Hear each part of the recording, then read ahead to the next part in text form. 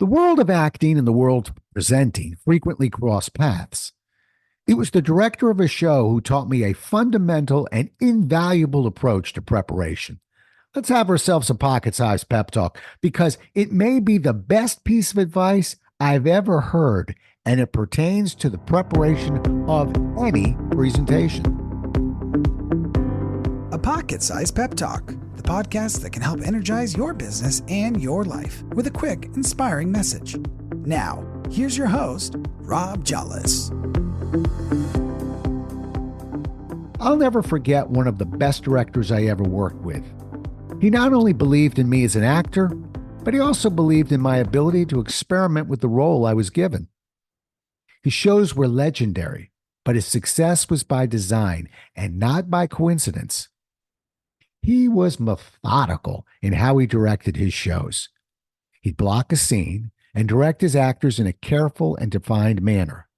As actors, we'd learn our lines and we'd learn exactly where we needed to be on stage. Once he was satisfied that we had mastered his initial directions, he'd turn us loose a bit to explore the way we were delivering our lines and even to question the particular blocking we'd been assigned. He believed in the actor's ability to understand his or her character, and he believed that actors might want to make certain adjustments, up to a point. And therein lay the genius of this director. You see, he knew the following. He knew that the initial changes we would make would be based on a deeper understanding of the character we were playing. He knew that the harder we worked to perfect our performance, the more risk we would run of becoming bored with it. He knew that once we became bored with a performance, we'd be susceptible to confusing that sense of boredom with inadequacy. And he knew that his actors might become bored with the performance, but no audience seeing it for the first time would ever be bored. As a result, this director had a rule, and that rule had to be strictly followed. Actors were allowed to experiment with a role until they were 2 weeks away from the first performance. Once we reached that 2-week mark, we were given the instructions to lock it down. And quite simply, that meant under no circumstances were any further changes permitted. Now, I bet that sounds kind of harsh to you, but it was one of the secrets to his success as a director and a major reason why the performances were so powerful.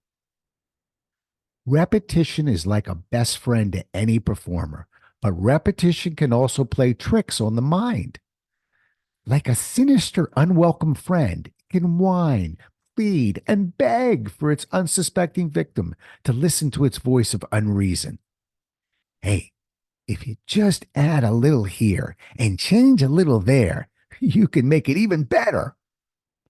Welcome to the biggest mistake an actor can make when he or she is performing a show. It's also the biggest mistake that anyone who presents information can make when preparing for delivery. Never confuse what may feel stale to you based on the repetition of the part or presentation with what appears to others as polish.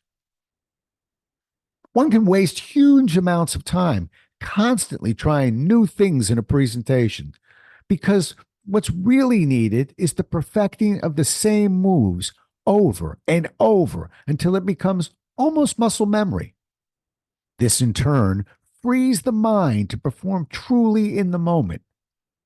Is there a greater gift for someone who has to perform under pressure than the freedom to perform in the moment? When I consult with any presenter or when I'm working with any presentation I'm going to deliver, I follow the same lessons I learned as an actor. I enjoy the process of creating a presentation and experimenting with all kinds of nifty little moves. I add and subtract, tinker here and adjust there. But 7 days before delivery, I lock it down.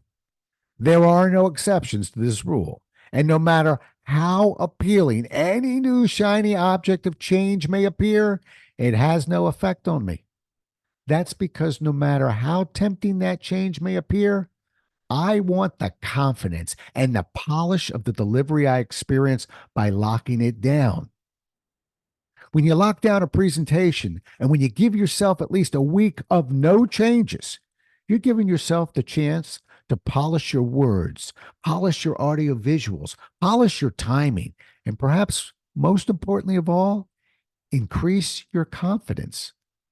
You may want to continue to daydream about your delivery, but now your daydreams are not littered with the confusion of thinking about adding a little here or changing a little there. There's a time for experimentation, and there's a time to commit to working on what you have. The next time you have to do anything that requires a performance level of preparation, work your tail off to give yourself the best chance of success and lock it down 1 week before that go time. I can promise you, the results will be astonishing.